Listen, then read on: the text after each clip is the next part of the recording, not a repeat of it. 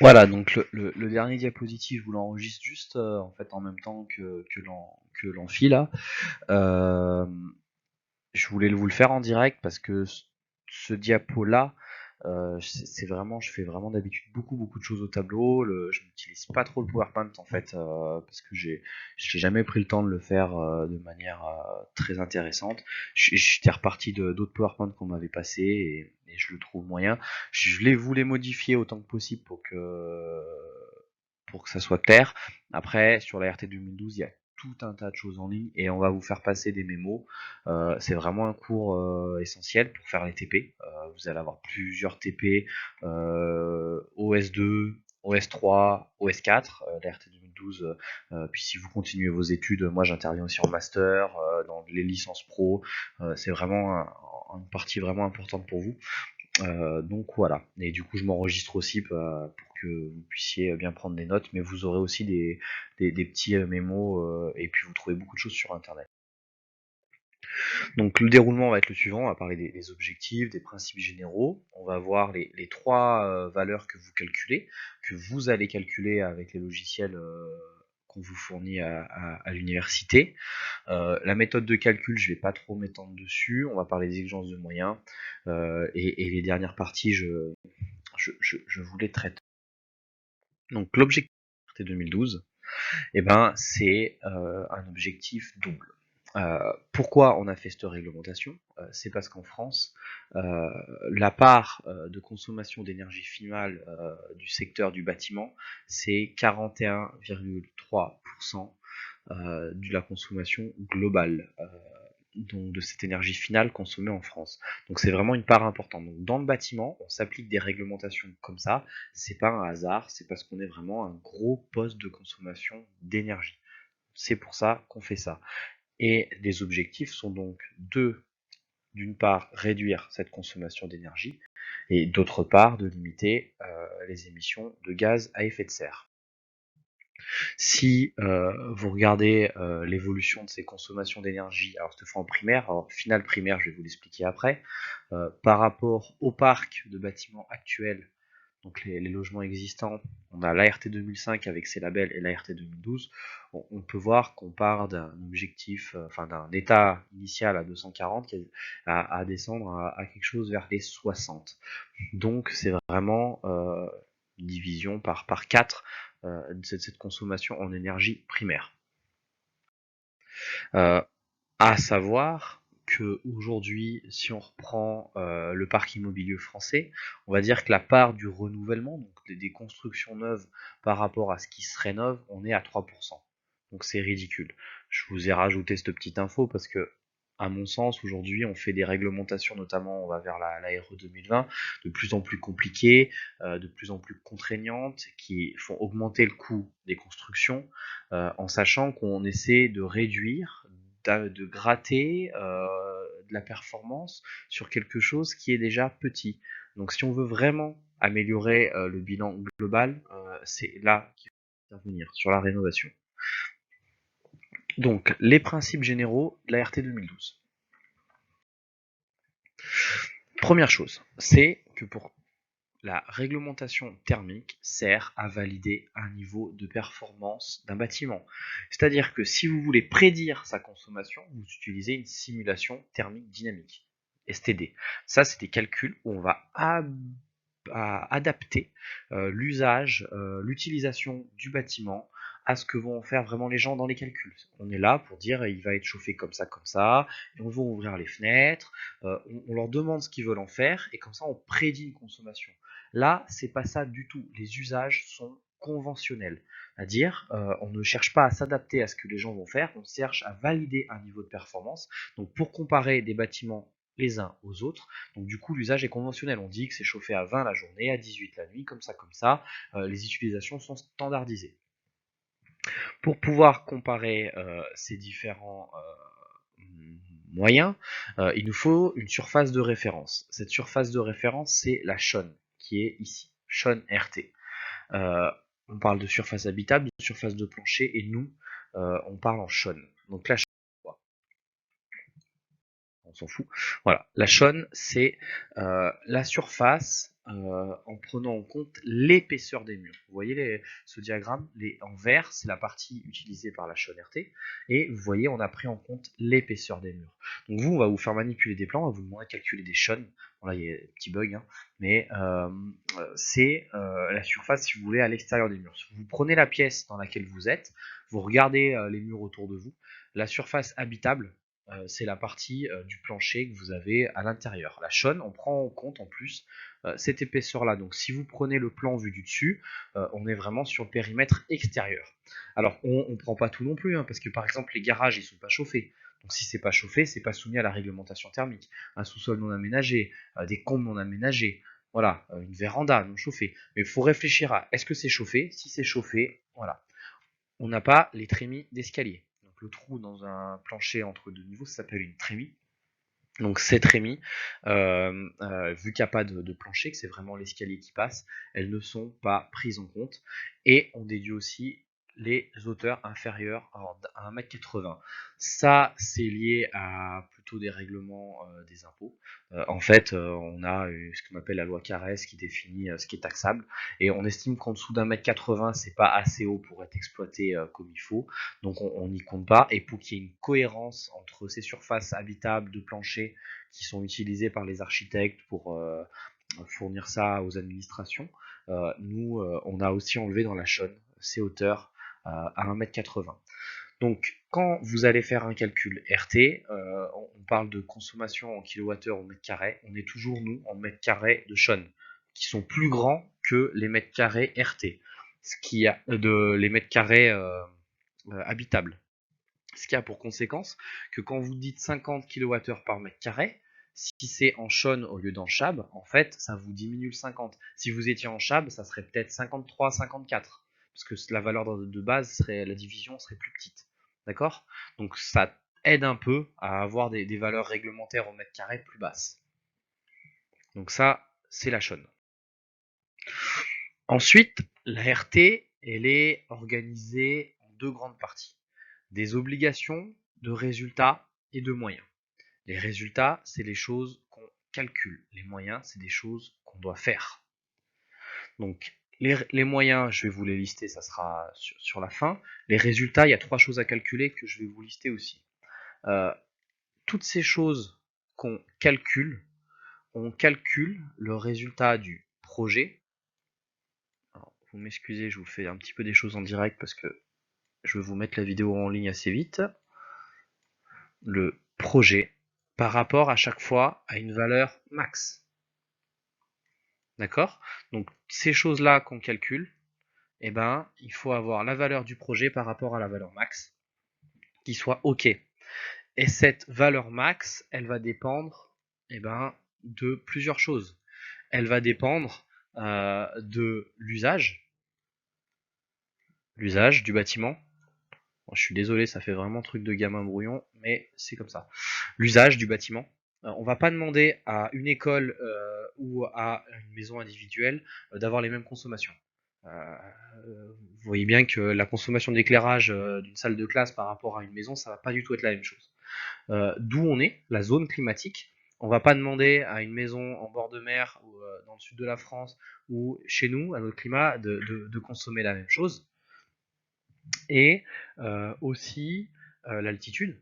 Si vous êtes à l'Alpe d'Huez ou si vous êtes à Grenoble, on n'a pas du tout les mêmes températures.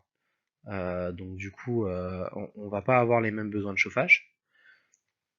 Donc zone, altitude, bon, c'est lié. C'est la situation géographique du bâtiment, son usage, et en dernier sa surface. Et sa surface, du coup, c'est sa chaîne. C'est pour ça que je vous l'ai expliqué juste avant. Donc ces 4 paramètres-là, en fonction de ces 4 paramètres, on définit une valeur max. Et cette valeur max, ce sera la valeur à ne pas dépasser dans les choses que vous calculez. Donc ça, je voulais bricoler un peu plus parce que les explications prenaient 15 slides pour rien. Donc j'ai supprimé les slides. C'est des choses que d'habitude je fais au tableau. Et là, je vous y ai fait comme ça. Ensuite, le déroulement est le suivant. Alors, une esquisse, c'est une ébauche d'architecte. C'est ce que dessine un archi en premier. Avant de déposer le permis de construire, donc qui va nous donner l'autorisation légale de construire le bâtiment, il faut déjà faire l'étude RT. Il faut fournir une attestation au permis de construire pour que les gens aient le droit de faire leur projet. C'est-à-dire que potentiellement, vous construisez une petite maison, vous n'avez pas le besoin de prendre un architecte, vous pouvez juridiquement faire, vous pouvez faire les plans vous-même, mais vous serez obligé de prendre un bureau d'études pour faire un calcul de DBO qui vous dit que le projet est OK, vous pouvez le construire. Ça, c'est un petit truc que j'ai repris dans le cheminement du bureau d'études. On attaque les travaux, il y a des tests d'étanchéité à l'air que vous verrez. Nous, on fait des mises à jour en cours de chantier, parce qu'entre le projet, quand on le dessine, et la réception de travaux à la fin des travaux, le projet, il y a rarement tout qui se passe comme on avait prédit, il y a toujours des petites modifs. Donc nous, on fait des mises à jour de calcul.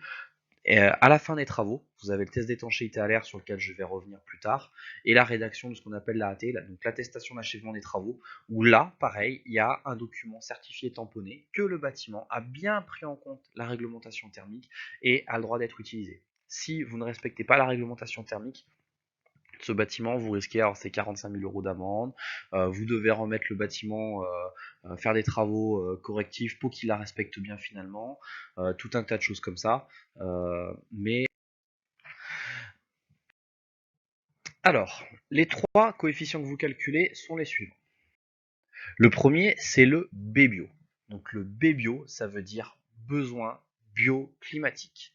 On est sur un système de points, donc sans unités.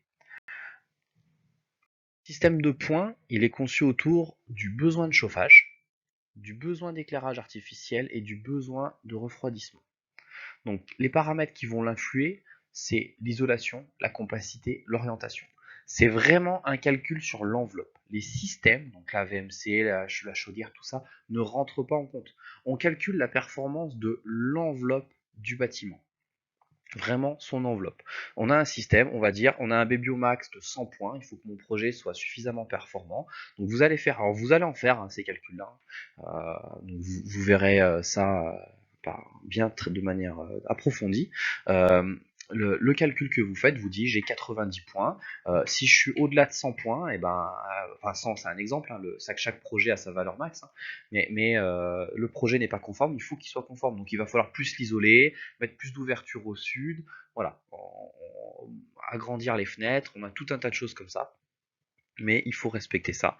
Donc le BBio, vraiment à retenir, isolation, compacité, orientation, projet bien conçu, l'enveloppe du bâtiment, pas d'unité, enfin des points, et la performance de l'enveloppe. Donc ça c'est le premier calcul qu'on fait. Ensuite, le deuxième calcul qu'on fait, c'est le CEP. Donc c'est la consommation. Alors ce que la Sean, vous devez savoir ce que c'est. Le BBio, c'est à savoir absolument par cœur. Le CEP, la TIC, donc ces slides-là, ce que je vous explique, c'est des choses à savoir par cœur. Apprenez-les tout de suite, ça va vous servir pendant plusieurs années. Si vous travaillez dans le bâtiment, ça vous servira toute votre vie. Donc à savoir par cœur. Donc CEP, consommation d'énergie primaire, alors toujours conventionnelle, hein, là il précise conventionnelle parce qu'on est, comme je vous disais avant, sur des usages standardisés. On prend en compte dans ces consommations le chauffage, le refroidissement, la production de CS, les auxiliaires, ventilation, chauffage, refroidissement, l'éclairage, et on a une déduction du photovoltaïque, alors ça, voilà, juste pour info. Les auxiliaires, ça peut vous paraître anecdotique, la consommation de ventilation de ces équipements-là. Mais si par exemple vous prenez les pompes du circuit hydraulique de l'université, donc vous voyez le bâtiment, sa configuration, vous voyez les radiateurs, je ne sais pas si vous imaginez les pompes qu'il faut pour faire circuler l'eau dans tous ces circuits, dans tout ce bâtiment. C'est des consommations électriques ultra importantes. Faut pas s'imaginer que c'est fait... que c'est anecdotique, ça peut vraiment avoir une part sur des bâtiments tertiaires très très importantes, les CTA, les choses comme ça, dans les consommations. Voilà. Donc là, on a un petit exemple de répartition. Je vous l'ai mise parce que je voulais que vous vous rendiez compte que sur ces bâtiments neufs qui sont très bien isolés, très performants, souvent, alors sur du logement, hein, je parle bien de logement, sur du logement, le CS représente autant, si ce n'est plus, si vous êtes à secteur Marseille, c'est sûr que c'est plus, l'eau chaude représentera plus de consommation d'énergie que le chauffage. Aujourd'hui, sur des bâtiments performants, c'est vraiment ça le standard qu'on a sur des logements. Pour l'énergie primaire, l'explication est la suivante. On a un coefficient de conversion. Donc pour le fioul, le gaz, le bois, ces énergies-là, c'est 1 pour 1. Donc un énergie finale, donc l'énergie finale, c'est ce que vous payez entre guillemets sur votre facture que vous avez chez vous, hein, c'est des kilowattheures d'énergie finale, c'est l'énergie que vous brûlez, c'est une énergie je vais faire de très mauvais raccourcis, mais réelle, c'est l'énergie chez vous. Par rapport à cette énergie primaire, 1 pour 1. Le seul cas où on a une différence, c'est l'électricité. Si vous voulez l'électricité, quand vous êtes chez vous, que vous consommez votre électricité, vous avez une facture avec 1, là, pour acheminer l'électricité, il faut déjà qu'elle circule dans tous ces fils, donc il y a des kilomètres et des kilomètres de fils électriques à traverser. Et ces fils, il y a une perte en ligne. Ça, vous l'avez peut-être vu, vous allez le voir, il y aura une perte en ligne, donc on a des pertes, et on a une production, alors qui est en majeure partie en France et nucléaire, par exemple. Et la centrale nucléaire, alors je vais pas vous donner le chiffre parce que je vais vous dire une connerie, mais l'ordre de grandeur, je crois que c'est la moitié. C'est-à-dire que ce qu'elle produit sur place, elle en réutilise la moitié pour fonctionner elle-même. Tous ces systèmes qu'il y a dans une centrale, ça consomme. Donc quand elle fabrique, elle-même, elle en utilise une partie. Ensuite, elle en envoie sur le réseau. Là, tout le long, on a des pertes et on arrive chez vous. Et une fois arrivé chez vous, on a un coefficient de 2,58 entre la base et la consommation finale. Ce chiffre de 2,58, alors il est assez, on va dire, critiqué, malmené. On va dire qu'il est un petit peu politique. Il n'est pas démontré, en tout cas, scientifiquement de manière ferme. Il y a des bureaux d'études. Il y en a un, si vous voulez regarder vite fait sur Google, il s'appelle Enertech. Ils font des choses très intéressantes qui l'ont bien remis en cause. Mais voilà. En tout cas, il a une conséquence. C'est que tout ce qui va consommer de l'électricité dans votre bâtiment va être pénalisé. On vous dit qu'il ne faut pas dépasser 50 kWh. Si vous consommez de l'électrique, c'est pas 50, c'est 50 divisé par 2,58. Donc c'est beaucoup moins. Donc tout ce qui consomme de l'électricité est pénalisé. J'en profite pour vous faire un laïus. Souvent en cours, vous dites, monsieur, c'est pas logique. À côté de ça, on a des aides de l'État pour acheter des voitures électriques. On promouvoit la consommation électrique dans le secteur automobile. Et à côté de ça, on la bloque, on la limite dans le bâtiment. Oui, ça s'appelle une stratégie énergétique. Cette stratégie énergétique, c'est simple. Imaginez, vous avez un restaurant. Vous préférez servir 100 couverts en même temps de midi à 13h ou 25 à 11h, 25 à midi, 25 à 1h, 25 à 14h. Si vous recevez moins de monde en même temps, vous allez avoir une plus petite salle de restauration, c'est plus facile à gérer, à produire pour vous. Donc c'est beaucoup plus simple et c'est moins coûteux à produire que 100 en même temps. C'est ça la stratégie. Aujourd'hui, vous avez des voitures électriques, vous les faites charger essentiellement la nuit. La nuit, les gens dorment, les usines sont arrêtées, ça ne consomme pas d'électricité. Et du coup, la consommation électrique est la même toute la journée et surtout toute l'année. Votre voiture électrique, que ça soit l'été ou l'hiver, vous roulez, on va dire, à peu près pareil, toute l'année, elle va consommer la même chose. Quand vous avez du chauffage électrique, vous consommez rien l'été, rien quasiment l'automne et le printemps. Par contre, l'hiver, vous consommez beaucoup. Donc il vous faut un réseau de distribution qui est capable de passer une grosse puissance, des productions qui sont capables de produire des grosses puissances, seulement pour servir quelques mois par an. Donc c'est pas du tout intéressant d'avoir ça. Ce qui est intéressant, c'est d'avoir quelque chose qui tourne tout le temps à la même cadence, qui a un réseau qui va être exploité à 100% parce qu'on demande tout le temps la même chose à peu près dessus. Et voilà. Donc c'est vraiment une stratégie globale pour la consommation d'énergie. Et c'est pour ça, alors je vous dis pas que je suis forcément d'accord avec ça, mais en tout cas c'est pour ça que c'est cohérent de fonctionner avec des aides d'un côté sur des voitures électriques, mais des restrictions sur le secteur du bâtiment. Voilà. Donc l'énergie primaire, ce 2,58 est à connaître par cœur pour le coefficient de conversion. Je vous fais un petit ajout ici avec ce diagramme que j'ai récupéré de l'association Negawatt. Donc pour ceux que ça intéresse, ont tout un tas de données, de choses très intéressantes que vous pourrez retrouver sur leur site ou sur ce diagramme. Ce que je viens de vous expliquer précédemment, donc ça c'est un rajout que je vous fais pour cette année, et à mon sens un petit peu plus clair. Et je voudrais aussi préciser que l'électricité ne se stocke pas facilement. C'est-à-dire que malheureusement, enfin, pour comparer avec le fuel qui a un impact carbone tout autre, le fuel vous pouvez le stocker, c'est de l'énergie stockée. L'électricité, elle circule sur le réseau, mais on ne sait pas la stocker. Une batterie, ça stocke finalement pas grand-chose. Donc ça a un impact très important quand même sur ce phénomène aussi qu'on va appeler d'énergie primaire. Et le troisième coefficient qu'on va calculer avec les logiciels, c'est la température intérieure conventionnelle.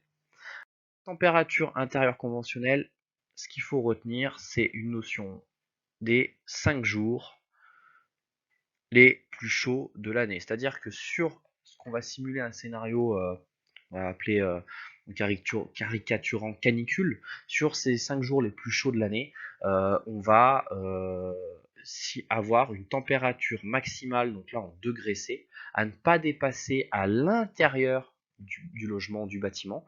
Donc on va dire qu'on ne veut pas plus de 30 dans ce bâtiment. Les 5 jours les plus chauds de l'année, on doit avoir une conception, donc typiquement casquette, brise-soleil, ouverture, des choses comme ça, qui permettra sur ces 5 jours de ne pas avoir plus de cette température sans climatiser, sachant qu'on ne doit pas climatiser les logements.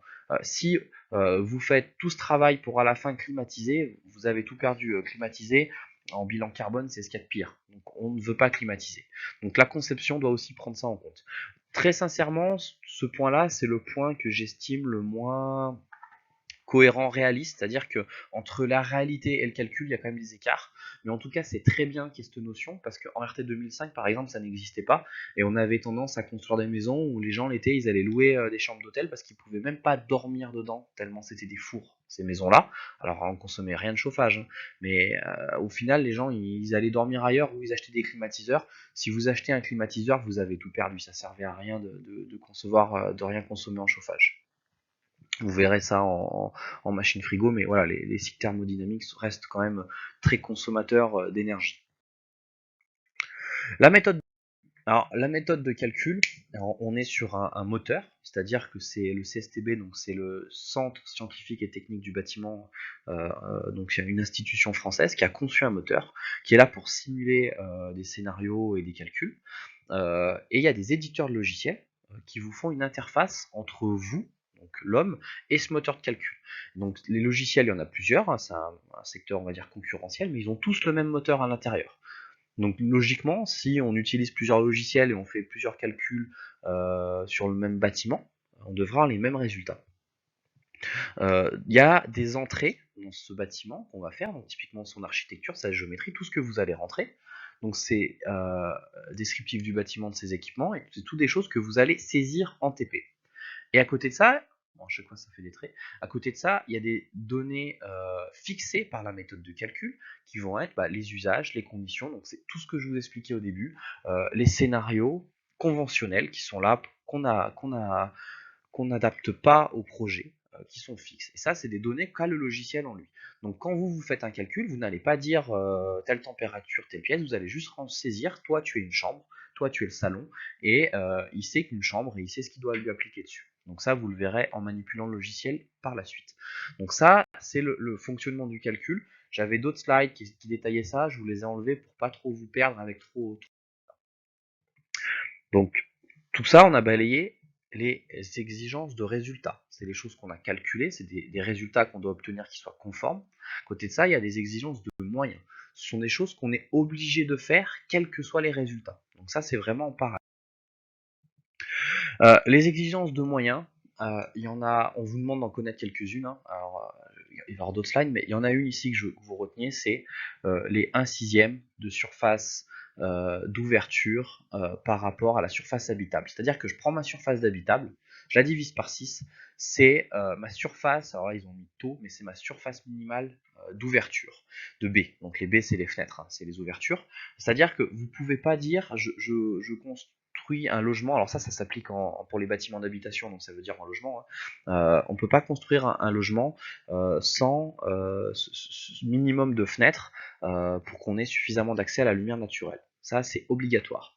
Pour les logements toujours, on a recours aux énergies renouvelables ENR, donc obligation d'avoir quelque chose de renouvelable, donc solaire thermique, un système thermodynamique, du bois énergie, quelque chose comme ça, mais on doit absolument avoir ça. Et les tests d'étanchéité à l'air que je détaillerai. Donc ça, c'est spécifique au logement. Il y en a d'autres après sur les ponts thermiques qu'on va voir qui sont là pour tous les bâtiments. Si vous avez une maison que vous concevez passive, ultra isolée, vous avez tout fait au top, vous pourrez dire je mets un tout petit radiateur électrique, ça suffit. Ça consomme rien, j'arrive à respecter. Non, vous ne pourrez pas le faire. Même si vos calculs, vos résultats sont bons, il faudra une énergie renouvelable. Vous n'aurez pas le droit de ne pas utiliser d'énergie renouvelable, c'est obligatoire. Alors dans les recours énergie renouvelable, vous avez les systèmes thermodynamiques qui vous sont détaillés ici, c'est pas très intéressant. L'obligation de l'étanchéité à l'air, alors en maison individuelle, on a cette valeur Q4 Pascal à 0,6. Je vous présente ça de manière très brève. Le plus simple, ce que je vous conseille, c'est vous êtes sur YouTube, vous tapez test d'étanchéité à l'air, vous allez voir comment ça se passe. Je trouve ça assez intéressant, une porte soufflante, comment ça marche. Je vous ai mis 2 photos après, mais si vous voulez, n'hésitez pas à utiliser Google pour voir plus en détail comment fonctionne ce test d'étanchéité à l'air. Voilà, donc vous voyez, on met une porte, là c'est la porte d'entrée par exemple du logement, on rebouche ça avec une porte, il y a un ventilateur, il y a 2 sondes pitot, une de chaque côté, on va mesurer la pression dehors et dedans, on aspire ou on souffle, on peut faire les deux, on met soit en surpression, soit en dépression la maison, et on va voir la pression qui augmente ou qui diminue dans la maison. Si la pression augmente ou diminue bien, c'est que la maison est bien étanche. Et du coup, il y a pas de problème. Si on n'arrive pas à faire diminuer ou augmenter la pression, c'est qu'au fur et à mesure qu'on aspire, là par exemple, il souffle, donc il met en dépression la maison, il y a des rentrées d'air. Donc là, après, ils ont des petites pipettes à fumer ou des appareils à fumer, c'est les mêmes qu'en boîte de nuit. Et on voit la fumée qui rentre ou qui sort par les fenêtres. Donc là, dans ce cas-là, par exemple, on mettrait dehors une petite pipette à fumer, et à l'intérieur, on verrait la fumée qui rentre dans la maison. Et on identifie les fuites. L'étanchéité à l'air, c'est un paramètre très important de la performance pour ce que je vous disais tout à l'heure dans le diaporama précédent. Si vous avez du vent, vous pouvez mettre un pull, 2 pulls, 3 pulls, vous aurez toujours froid. Vous mettez un coupe-vent, ça arrêtera le mouvement d'air, donc la perte de chaleur par convection, et vous serez bien. Donc l'étanchéité à l'air, c'est vraiment un paramètre important de la performance énergétique d'un bâtiment. Voilà. Donc n'hésitez pas à regarder ça un petit peu plus en détail à côté de mon cours. Autre exigence réglementaire de moyens, c'est le ratio moyen de pont thermique doit être inférieur à 0,28. C'est-à-dire qu'on fait une moyenne des ponts thermiques ramenés à la surface sur le bâtiment, la moyenne doit être inférieure à 0,28. Et spécifiquement pour les planchers intermédiaires, donc entre deux niveaux, la valeur doit être inférieure à 0,6. Donc ça, c'est des calculs de pont thermique. Alors c'est plutôt l'année prochaine que vous ferez ça, en tout cas un peu plus, mais c'est vraiment des valeurs importantes et il faut les traiter. Donc vous verrez ça en détail dans les TP, mais l'idée c'est qu'on ne peut pas laisser un mur très très isolé. On voudrait un bombé bio, on pourrait rajouter de l'isolant puis laisser des ponts thermiques à côté. On ne veut pas ça, donc on a l'obligation de traiter ces ponts thermiques et de les limiter avec ces valeurs maximales. Donc des petits exemples de ponts thermiques. Alors là, vous avez le plancher ITE vers l'extérieur, le plancher en ITI où vous voyez que c'est traversant, et vous avez l'isolation répartie où c'est moyen, le plancher sur vide sanitaire, il y a différentes configurations. Pareil, je ne vais pas détailler ça, les ponts thermiques, vous allez passer quelques heures dessus par la suite. Donc les modalités d'application de la RT 2012, je vous ai les décrites en rajoutant les choses avant avec les ordres. Ça a plus lieu d'être. Enfin, en tout cas, je vous y détaille pas sur quel bâtiment on n'utilise pas. C'est pas vous à votre niveau. Et tout ce qui est récapitulatif, les fichiers, les XML, vous verrez ça en TP. Pareil, je vous embête pas aujourd'hui. Voilà pour la RT 2012. Maintenant, ce que je vous ai mis là, c'est un iceberg.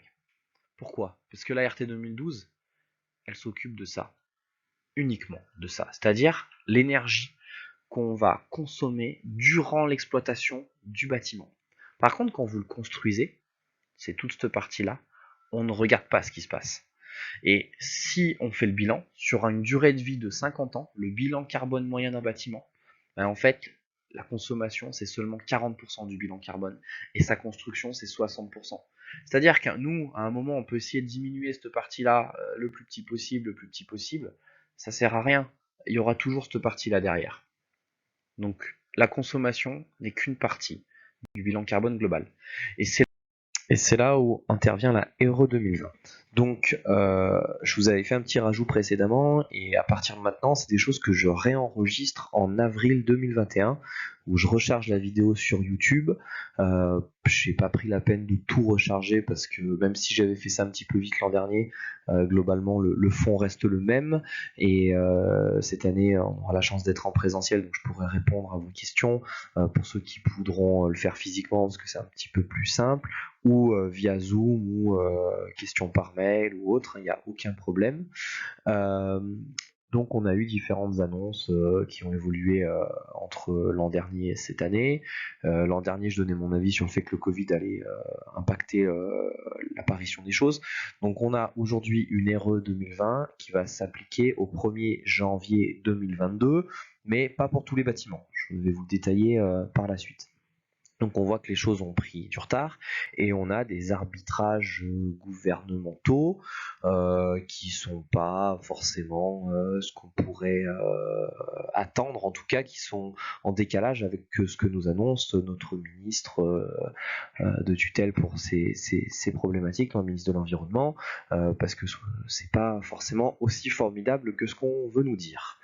Donc voilà pour l'explication.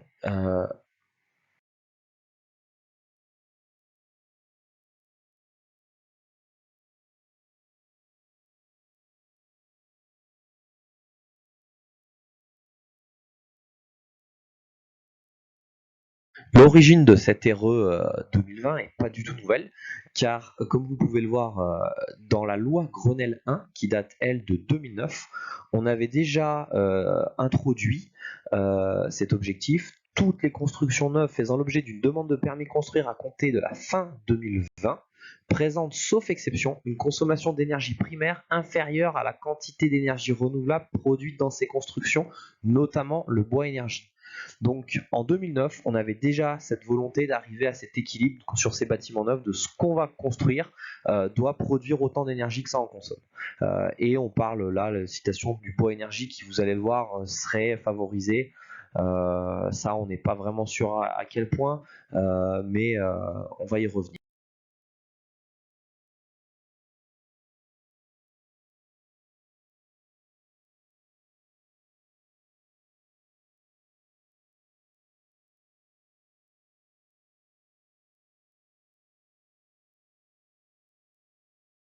Alors dans ces bilans carbone, on vous parle de cycle de vie. Ces cycles de vie, je vous ai repris une slide du CSTB, donc le Centre scientifique et technique du bâtiment. C'est un organisme d'État qui rédige notamment tout un tas de normes, qui fait des essais, qui certifie tout un tas de produits. Et ils ont créé des fiches qu'on appelle FDES, qui vont reprendre un bilan en équivalent carbone sur des produits, sur des procédés, sur tous des systèmes, enfin n'importe quelle fiche équipement de la construction. On va avoir un cycle de vie de sa construction, les matériaux pour sa production, son stockage. Ensuite, du stockage, on va aller vers l'endroit où on construit le chantier, donc l'exploitation, la durée de vie du bâtiment, et aussi sa démolition et son recyclage. Donc ces fiches FDES nous donnent un équivalent carbone lié à un poids, donc c'est souvent par rapport à les équivalents CO2 par kilogramme de matériaux, et c'est avec ça qu'on va valider nos bilans carbone. La RE 2020, comme elle a été construite, c'était à l'initial une expérimentation ou un label qu'on appelait E plus C-, donc énergie plus, donc positif, et carbone moins, réduction du bilan carbone. Et c'est de cette expérimentation, avec des niveaux que je vous présenterai dans la slide d'après, BPOPS, bâtiment énergie positive, qui en était le fer de lance. Si vous voulez, à l'heure actuelle, on peut demander des labels, ce qui permet pour une entreprise de faire de la com sur mon bâtiment qui est très performant, ça permet dans certains cas d'avoir une bonification de construction, c'est-à-dire que sur un terrain, vous avez le droit de construire une certaine surface de bâtiments, de bureaux. Si votre bâtiment a ce label, on vous dit au lieu de construire 1000 m² de bureaux, vous en construisez 1200, pour inciter les promoteurs, les constructeurs à aller vers ces expérimentations, à essayer de construire ces bâtiments-là. Donc pendant quelques années, ça a été une expérimentation. On a eu des retours, donc sur ces premiers bâtiments, comment on arrive à les construire, quel label on obtient, facilement, pas facilement, quels sont les coûts de construction. Donc on peut comme ça mesurer l'impact de la réglementation sur le coût de la construction, et de là, on en a fait la RE 2020. Alors, je vous avoue qu'entre E plus C- et la RE 2020, il y a quand même eu un gros bing bang, on n'est plus du tout sur le même fonctionnement. Donc, juste pour vous dire, mise application de la RE 2020, on est au 1er janvier 2022, uniquement sur les maisons individuelles. Uniquement sur les maisons individuelles ici. Après, on ne sait pas quand, mais sur l'année 2022, pour 2023, petit à petit, on va rajouter d'autres usages, donc les immeubles collectifs, les bureaux. Dans les slides suivantes, je vous détaillerai pareil, mais on a aussi modulé les niveaux d'application. En gros, l'idée c'est que la première année, on attaque par les choses les plus faciles, les maisons individuelles, avec des seuils assez élevés, qu'on va par la suite réduire et introduire les nouveaux bâtiments. Ça permet à tous les filiales du bâtiment, donc on va dire les architectes, les bureaux d'études, les entreprises dans l'exécution, les bureaux de contrôle, à tout le monde de se familiariser avec la nouvelle réglementation, d'intégrer les méthodes de calcul. Il y a toutes ces fiches à faire, hein, parce que chaque produit doit avoir sa fiche. Donc il y a tous les fabricants de différents matériaux. Alors il y a quasiment tout qui s'est mis en place, hein, mais il y a encore des gens qui n'ont pas ça. Donc ça permet de structurer tout ça petit à petit, et on est vraiment sur une application, on va dire, en douceur de la réglementation, ce qui est une très bonne chose. Ce label E plus C-, il date de 2017. On avait à chaque fois un niveau d'application, on va dire RT 2012, alors avec différentes petites améliorations, et on avait en parallèle énergie carbone. Alors énergie, c'est vraiment une production d'énergie renouvelable, enfin un niveau en tout cas d'abaissement du niveau de la consommation, et un niveau de carbone qui était un niveau d'équivalence CO2 à ne pas dépasser, lui, sur vraiment uniquement la phase construction du bâtiment.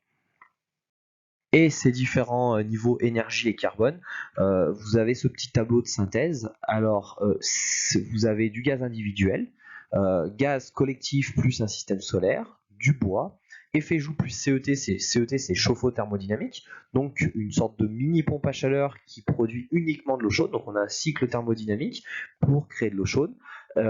Et dans la dernière colonne, RCU, c'est réseau de chaleur urbain vertueux avec au moins 50% d'énergie renouvelable. Pour information, à Grenoble, vous avez un grand réseau de chauffage urbain très performant. Si vous avez l'occasion d'aller visiter les chaufferies, c'est très intéressant. Ça peut se faire, je crois, dans le cadre de l'IUT, si ça se fait toujours. Et donc, ces différentes solutions vous permettent d'atteindre des niveaux énergie et des niveaux carbone. Et quand on vous met enveloppe plus, c'est qu'il faut renforcer l'isolation. Enveloppe moins, c'est qu'on n'a pas besoin de forcément très bien isoler. PV, c'est photovoltaïque. On peut facilement lire cette grille en se rendant compte que le bois énergie est favorisé, que l'électricité est toujours défavorisée, et que le gaz reste quand même une solution qui fonctionne. Mais de cette expérimentation, on en est revenu à quelque chose de beaucoup plus simple, en tout cas de mon point de vue. On a toujours, donc là, ce que je vous dis, c'est vraiment à partir de là, la RE, c'est, alors, en l'état actuel des choses, hein, parce que tant que la loi n'est pas votée définitivement, appliquée, on peut toujours avoir des adaptations, mais là, je pense qu'on est quand même suffisamment proche du terme et qu'il y a eu suffisamment de va-et-vient, de pétitions, de mécontentements, de réunions de préparation avec tout un tas de gens pour qu'on arrive à quelque chose de figé. Donc on aura bien un BBio. Je vais vous détailler juste derrière à quel niveau. On a toujours un CEP, une consommation d'énergie primaire sur toujours nos 5 usages. On a un CAP NR, consommation d'énergie primaire non renouvelable. Donc on a un CEP global et un CEP NR. On a des IC, donc indice carbone, énergie et construction. Donc là, on a un bilan carbone sur l'énergie consommée, donc là, durée de vie, sur l'usage dans la durée de vie du bâtiment, et un bilan carbone, un indice carbone sur la construction avec voilà, la phase chantier, les matériaux, les équipements qui sont utilisés. Et la partie confort d'été, on a une disparition de l'attique, donc la température intérieure conventionnelle que je vous expliquais au début de la vidéo. qui honnêtement ne fonctionnait pas très bien, c'est-à-dire qu'on avait des bâtiments très inconfortables qui avaient des tics tout à fait valables. Il faut bien se dire une chose, que c'est que la réglementation c'est la théorie, mais les gens ils aiment bien que ça marche aussi en pratique. Et là on avait vraiment un gros décalage, donc on a l'abandon de la tic pour un nombre le DH, degré heure, un nombre d'heures d'un confort estival avec une valeur maximale totale et une valeur réglementaire. Donc pour vous détailler ça, donc je vous ai fait, j'ai récupéré ce tableau comparatif où vous avez colonne de gauche la RT 2012, colonne de droite la RE 2020, avec les différences. La première, c'est la SRT qui disparaît, donc la Shon, donc on va vous en faire calculer en TP des exercices, donc c'est très bien de calculer des Shon quand même si ça disparaît, parce que ça vous fait manipuler des plans, ça vous fait faire ce travail-là, c'est juste que la façon de compter est plus la même. Aujourd'hui, la Shon RT, ça n'était utilisé que pour les calculs réglementaires RT 2012. Les architectes, tout le monde utilisait d'autres surfaces de référence. Donc elle disparaît, on se réaligne sur les autres conventions. Le BBio, on a eu un choix qui a été entre guillemets un des plus ambitieux, c'est-à-dire qu'on abaisse le BBio de 30%. Donc là, quand demain en TP vous calculez un BBio, si vous voulez être conforme à la RE 2020, l'abaissement est de 30%. Sur la performance de l'enveloppe. C'est assez pénalisant, entre guillemets, enfin en tout cas c'est assez embêtant pour certains promoteurs constructeurs. Ça bloque quand même, c'est-à-dire que moins 20% on savait faire, ça coûtait un peu d'argent, moins 30% c'est vraiment compliqué, ça demande en tout cas c'est une grosse contrainte à la conception architecturale. Il faut vraiment que l'architecte dans sa conception, on ne pourra pas faire ce qu'on veut en termes d'architecture, on ne pourra pas compenser ça facilement par de l'isolation. Le CEP, on va dire qu'on a toujours un, mais il va sûrement être un petit peu évolué. On a une notion de confort estival, alors je ne vais pas vous le détailler, c'est pas le but, mais il y a une petite modif, et on a un CEP non renouvelable, c'est-à-dire que on est aussi limité sur les énergies non renouvelables avec un deuxième CEP plus petit du coup et spécifique aux énergies non renouvelables que le CEP normal intégré lui dans sa consommation des énergies renouvelables. La TIC donc qui disparaît pour des degrés heures avec deux seuils, 350 et 1200. 350 heures où on a une température maximale à ne pas dépasser. Entre 350 et 1200, on va rajouter une consommation d'un climatiseur. Parce qu'on dit que les gens en vrai ils vont très bien, on sait très bien qu'ils vont acheter un petit climatiseur, et par contre 1250 c'est absolument interdit, on ne peut pas dépasser 1250 heures par an de surchauffe. L'impact carbone énergie, IC énergie, et l'impact carbone composant, donc l'impact carbone de la construction. Le détail maintenant donc pour la TIC, donc c'est le nombre d'heures dans l'année, donc la valeur, les deux valeurs choisies, c'est 28 degrés pour le jour et 26 degrés pour la nuit. Donc c'est dans le logement, il faut pas, dès qu'on dépasse 28 degrés le jour ou 26 degrés pour la nuit, on compte le nombre d'heures multiplié par l'écart de température de ce seuil, et du coup ça nous donne un chiffre. Donc par exemple là on vous a fait un calcul 10 jours 10 nuits avec 2 degrés pour la journée et 4 degrés pour la nuit de delta, ça fait 720 DH. Donc là on dépasse les 350. Donc on va appliquer entre 350 et 720 un coefficient avec une clive fictive peu performante. Donc vous savez qu'un climatiseur en termes de performance énergétique c'est vraiment très mauvais. En plus on ne va pas prendre un système très bon, on va prendre le système mauvais parce qu'on sait que les gens ils vont aller acheter ça au magasin de bricolage et que la performance ne sera pas forcément au rendez-vous. Et dans tous les cas on ne peut pas dépasser 1250. Alors je n'ai pas eu l'occasion d'essayer de faire un calcul sur un projet, je ne connais personne qui a pu tester ce calcul, c'est-à-dire qu'aujourd'hui on a ces annonces-là, mais le logiciel qui va calculer ça, donc le moteur de calcul qu'on utilise pour faire ça, je connais personne qui l'a essayé, donc j'ai pas pu prendre un cas ou une maison que je connais ou quelque chose et faire une simulation dessus pour voir ce que ça donnait, malheureusement. Pour le volet énergie, le BBO à moins 30%, on a des objectifs en fait de décarboner ces consommations, donc en fait d'aller vers une sortie du gaz en logement. Mais en fait en France, il faut quand même savoir qu'on a le gaz de ville, on a des réseaux de gaz qui ont été tirés à tout un tas d'endroits. Il y a des endroits où on a carrément des lotissements qui ont été créés, où vient juste de tirer les canalisations de gaz toutes neuves, donc d'un coup on leur dit finalement vous n'avez pas le droit au gaz, c'est un petit peu aberrant. Donc il faut que ça reste quelque chose qui soit progressif, donc c'est un objectif à long terme. Il faut qu'on garde l'objectif quand même. mais faut qu'on y aille progressivement. Donc dès 2022, en fait, vous avez une autorisation de 4 kg de CO2 par mètre carré par an. Bon, il y a une dérogation pour le cas des chaudières gaz. 14 en collectif, on passera à 6,5 pour 2025 en collectif. Donc, vous voyez, pareil, il y a un échelonnage des choses pour que ça se fasse plus progressivement. Voilà.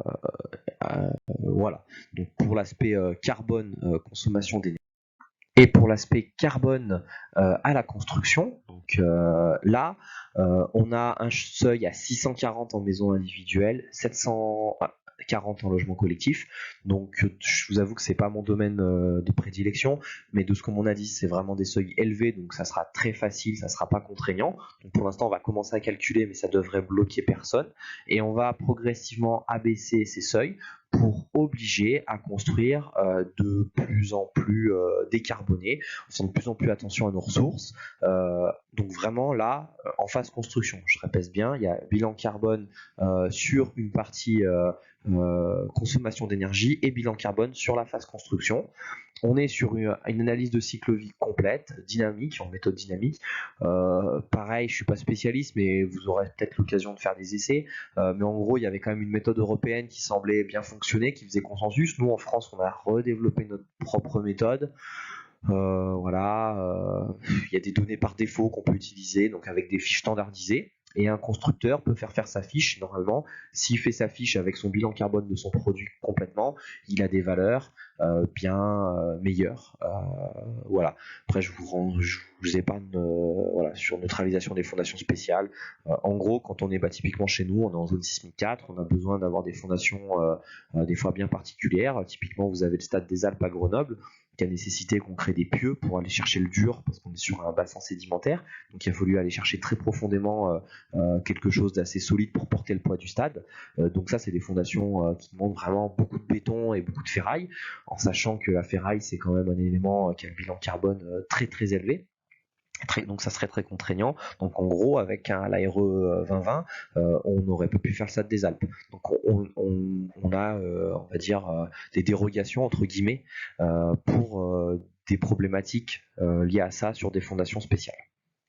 Maintenant, du coup, je vous ai quand même parlé de ces fiches FDES. Là, je réutilise une vieille slide. Principe gaz à effet de serre. Donc en fait, là, si vous voulez, c'est pour que vous compreniez bien tout ce qui rentre en jeu dans ces fiches FDES. Donc ils vont traduire vraiment l'impact en équivalent CO2. Par exemple, 1 mètre cube de béton. Pour faire 1 mètre cube de béton, quel impact ça a en équivalent carbone? Vous avez la consommation d'énergie primaire, un impact sur le changement climatique, acidification atmosphérique, épuisement des ressources, la consommation d'eau, pollution de l'air, pollution de l'eau. Voilà, on est vraiment sur une analyse multicritère et en sachant qu'on est sur un produit qui a une durée de vie de 50 ans. C'est-à-dire qu'on va le fabriquer, le stocker quand il va être mis en œuvre sur un bâtiment. On dit qu'un bâtiment, on part sur une durée de vie théorique de 50 ans. Il est là pour fonctionner 50 ans.